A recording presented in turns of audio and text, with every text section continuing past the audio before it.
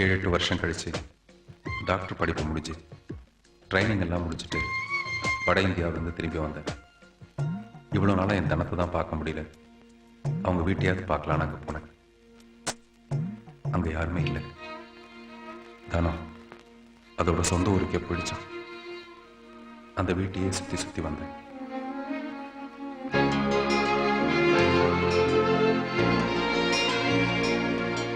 உடஞ்சி கிடந்த கதவுல நான் கொடுத்த சினிமா நோட்டீஸ் மட்டும் ஒட்டி கிடந்ததை மட்டும்தான் பார்க்க முடிஞ்சது.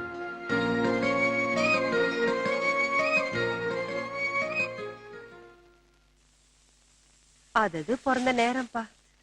பாவம் தனமும் நல்ல இடத்துலதான் பிறந்தது. செல்வீகமா எந்த கஷ்டமும் தெரியாம வளர்ந்தது. அந்த கிழவன் கிழவி ரெண்டும் கவலையிலேயே ஒன்னா மண்டையை போட்டுட்டுது. அப்புறம் அதுக்கு இங்க என்ன வேலை? ஊரோட போய் இருந்துக்குச்சு. கோர்ட்டுக்கு போன தனலட்சுமியோட சொத்தெல்லாம் அதுக்கு கிடைக்காம அது பங்காளிக்கு சாதகமா முடிஞ்சு போச்சான்.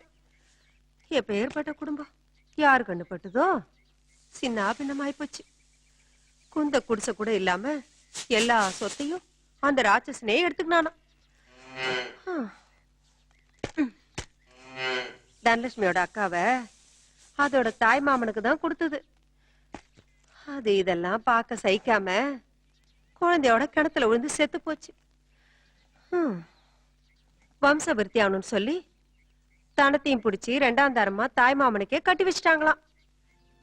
இந்த கூத்து 2-3 வருஷத்துக்கு முன்னால எப்பயோ நடந்து போயிருக்கு.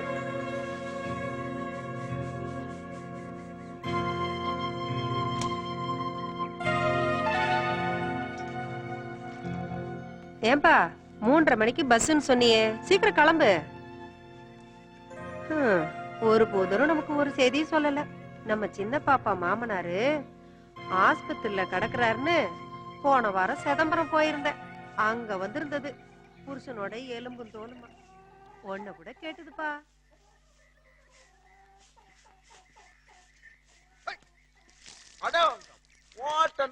எங்க பாரு தனலட்சுமி, அந்த வாலியை தொடர்ந்து முறுக்கெடு.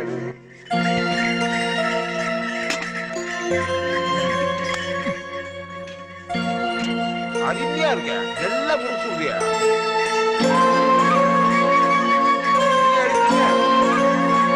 கொஞ்சம் உப்பு போட்டுக்கலாம்.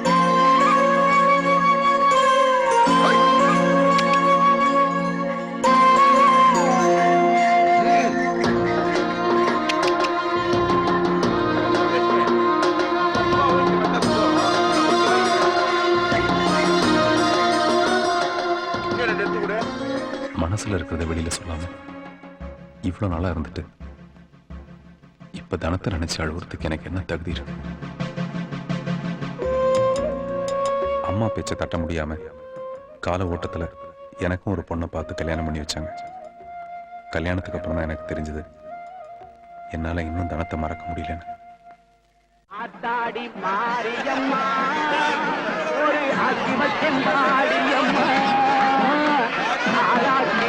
பச்சவாழியம்மா தாயே,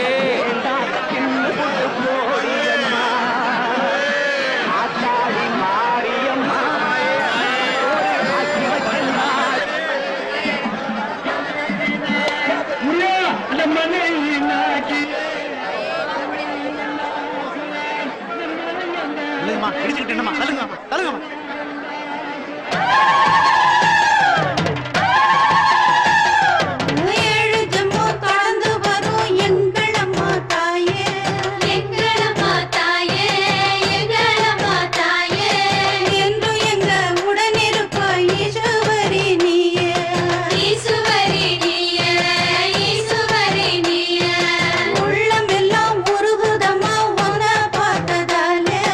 உன்ன பார்த்ததாலே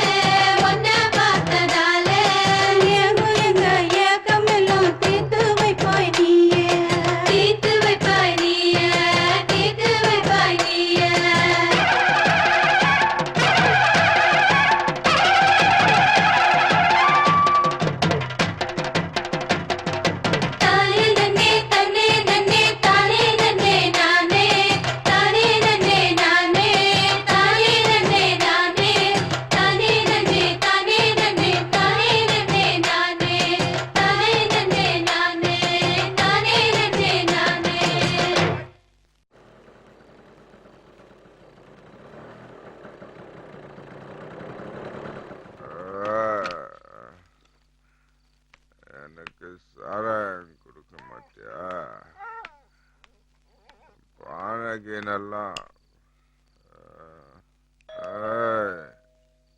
புட்டு எடுத்துருவேன். என்னடா தம்பி, ஏன்டா அவ்வளவு நேரம்?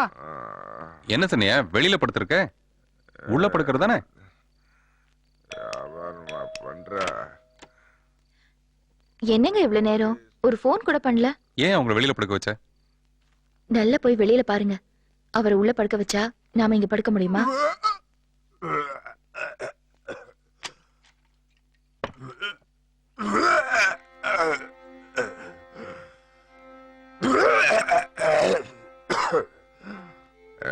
தானா மூஞ்ச வச்சிருவேன்.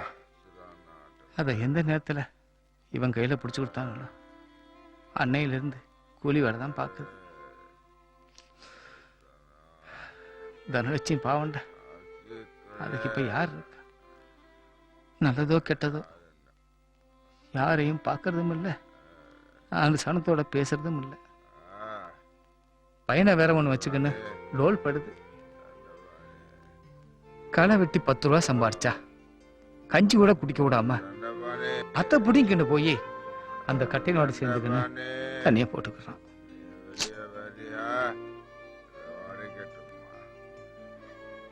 எவ்வளவோ சொன்னேன்டா, என் கண்ணில் மண்ணை தூவிட்டு எங்கேயோ போய் தண்ணியை போட்டுக்கின்னு வந்து இப்படி கிடக்குறான். இவனை எப்படி ஊருக்கு கொண்டு போய் சேர்க்க போறானோ?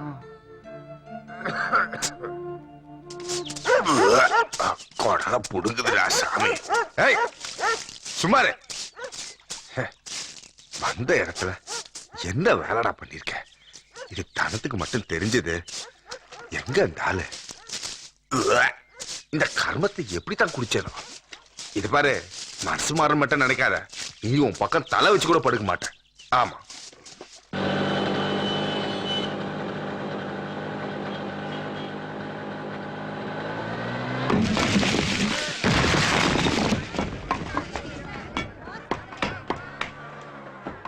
ஏய் டாக்டர் வரார் பாரு.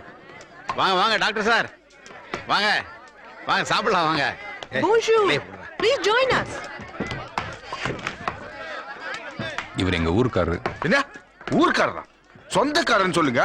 நான் சொந்தம் தானே சார். நான் ஊரை விட்டு வந்துட்டேங்க. வேலை வாங்காத 4 காசு சம்பாதிக்காம போக மாட்டேன்னு சொல்லிட்டேன். நீங்க எம்மா பெரிய ஆளு, கார் எல்லாம் நிக்குது.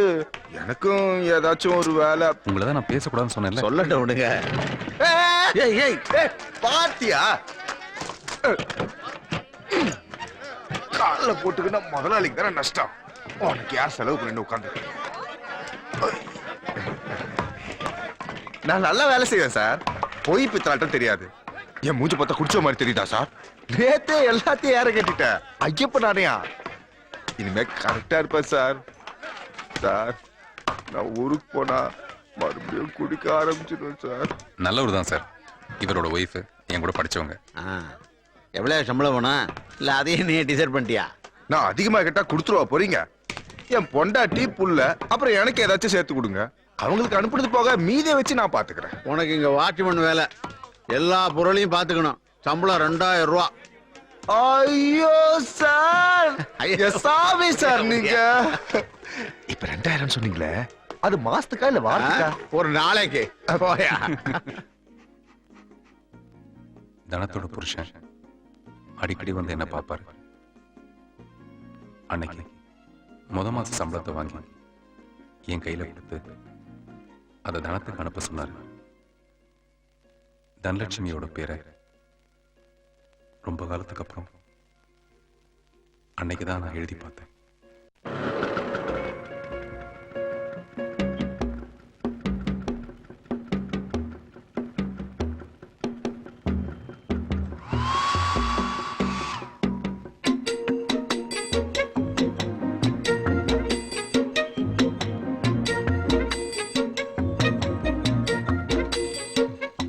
இதை கொஞ்சம் பிடிங்க.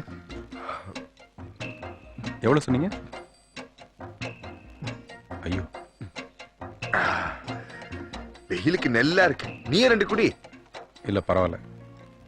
கோதண்டம் சந்தோஷமா இருக்கிறத பார்க்கும் போதெல்லாம் தனமும் நிம்மதியா தான் இருப்போம்னு நானே நினைச்சுப்பேன்.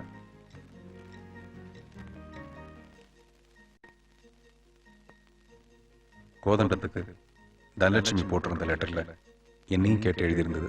தனலட்சுமிக்கு பேனா கிடைக்கல போல இருக்கு. பென்சிலாலேயே எழுதியிருந்தது.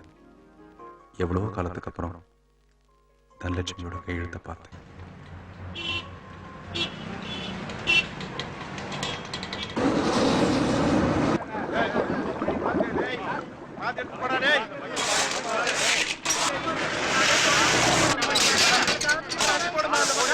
அதுக்கப்புறம் எனக்கு மெட்ராஸ்க்கு ட்ரான்ஸ்ஃபர் கிடைச்சது. குடும்பத்தோட என் மனைவி வளர்மதிக்கு சீதனமா கொடுத்த வீட்டுக்கே குடி போயிட்டேன். 3-4 வருஷம் இருக்கும். ஓடி போச்சு. அன்னைக்கு மத்தியானம் திருவான்மூர் பக்கமா வந்துட்டு இருந்தேன். ஐயோ அம்மா! ஐயையோ! என்னாச்சு? எங்க பாருங்களே! புடிங்கடா அவளை! கண்ணு தரடா சாமி! அம்மா கிட்ட பேசுறா! ஐயோ! எனக்கு இப்படி ஆச்சு? ரோட்டுக்கு வராதுன்னு சொன்ன கேட்காம விளையாடிட்டு இருந்தோம்.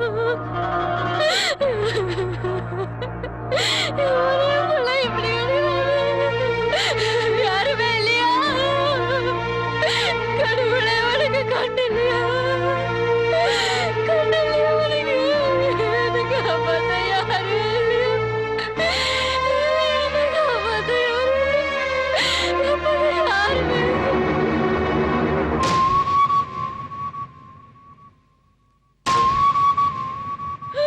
ஐயோ!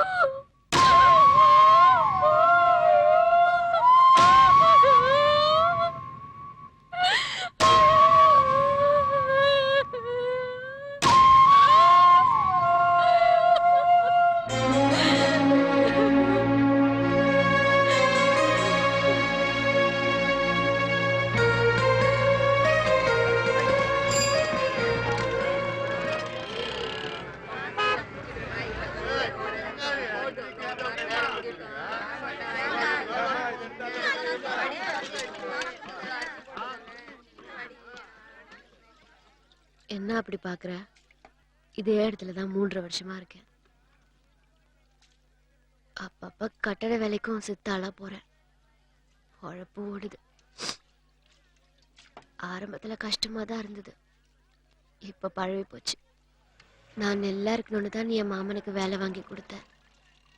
2 தடவை தான் அது ஊருக்கு வந்து எங்களை பார்த்துட்டு போச்சு.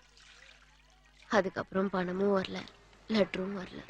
சரி பிள்ளையாவது காட்டிட்டு வருவோன்னு பாலுவையும் தூக்கிட்டு போனேன். நீ வேலைக்கு சேர்த்து விட்ட இடத்துல இருந்து நின்னு ரொம்ப நாள் ஆச்சுன்னு சொன்னாங்க. எங்கெங்கயோ அலைஞ்ச சண்முகம். நான் எத்த சொல்றது? என்னை ஆஸ்பத்திரிக்குள்ள கூட்டிக்கின்னு போனப்பவே எனக்கு புரிஞ்சு போச்சு. நிறைய பணத்தை காட்டினாங்க. கடைசியில பணமா கூட என் மாமா எனக்கு கிடைக்கல. அந்த போட்டா தான் கிடைச்சது. ஆக்சிடென்ட் ஆனதுல மூஞ்சியே தெரியல. கொஞ்ச நாள் அதை வச்சிருந்தேன். அப்புறம் எனக்கே அதை பார்க்க முடியல. கிழிச்சு போட்டுட்டேன். அம்மா பசிக்குதும்மா. இந்த அரிசியை வலையில போட்டேன். செத்த நேரம் பொட்டுக்களை தர தின்னுட்டு. பசிக்குதா? வா கண்ணு, நான் ஆக்கிட்டேன். நான் போடுற. வா வா வா, தட்டுடு. வா உக்கார் உக்கார். வா போட்டு கொடு. என் மாமா ரொம்ப நல்லவர் சண்முகம். நீ அம்மா நல்லா மெட்ராஸ்ல இருக்க கேக்குறேன்ல. 3 வருஷம் ஆயிப்போச்சு. இதே வழியாதான் போய்கின்னு இருக்க. என்னெல்லாம் மறந்துட்டேல. உனக்கு ஒண்ணு நான் செய்ய மாட்டேனா? இருந்தாலும் என்ன மறந்துட்டியா?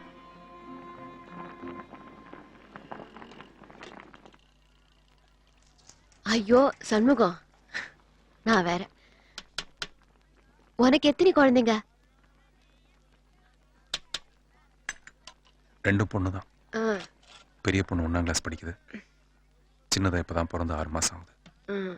ஒய்ஃப் வேலை பார்க்குறாங்க. எந்த ஊரு? சேலம். ஏய் என்னடா பெருமாளே, அவனை தேடி நான் வரணுமா? ஏய் ஏந்துடா ஏந்துடா, உனக்கு சோறு வேறியா? துட்ட வாங்கி துணுட்டு விதை கட்டியா? என் முதலாளி எவன்டா பாட்டு வாங்குறது? நீ புடுங்குற புடுங்களுக்கு அட்வான்ஸ் வேறியா? ஏய் பில்டிங் கார்டு நீ வந்து பதில் சொல்லு வா. கொஞ்சம் பொறுத்துக்கங்க சார், வேலை முடிஞ்சிரும். ஒரே வாரம் தான் இருக்கு, அப்புறம் வேலை செஞ்சு கழிச்சிடுறோம் ஆமா சார். சார், நாங்க 3 பேருமே வந்து வேலையை முடிச்சு கொடுத்துறோம் சார். ஒழுங்கா வர்ற. சரி சார். ஏமா உனக்கு நான் தனியா நோட்டு போட்டு வைக்கணுமா? ஒழுங்கு மரியாதை வந்து வேலை செய். ஏன் அவங்களுக்கு தான் நோட்டு, நான் கொடுக்குறது இல்லையா? எனக்கும் அங்கதான் வேலை. ஒரு வாரத்துல வந்துடுறேன் சார். இது யாரு? எங்க ஊரு. இங்க டாக்டரா இருக்காரு. டாக்டரா? ஆஹா, போடா. சரி நேரமாச்சுல, நீ கிளம்பு சண்முகம். இனிமே என்னால நிம்மதியா தூங்க முடியாது.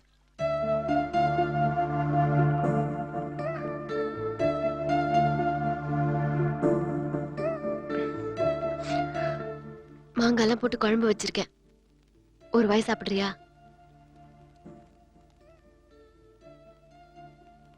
சும்மா இது ஒரு காய்கறின்னு போட்டு வச்சிருக்கேன், சாப்பிடு.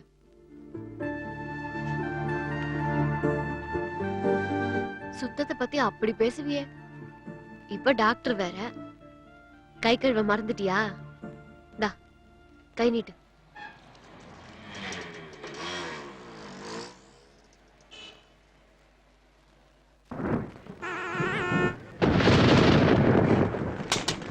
ஐயா அம்மா மழைமா, சீக்கிரம் எல்லாத்தையும் வந்து எடுமா. நீ மழையில நனையாதடா, ஓடு ஓடு. நீ வந்துருமா, நான் சீக்கிரம் போய் இடம் பிடிக்கிறேன்.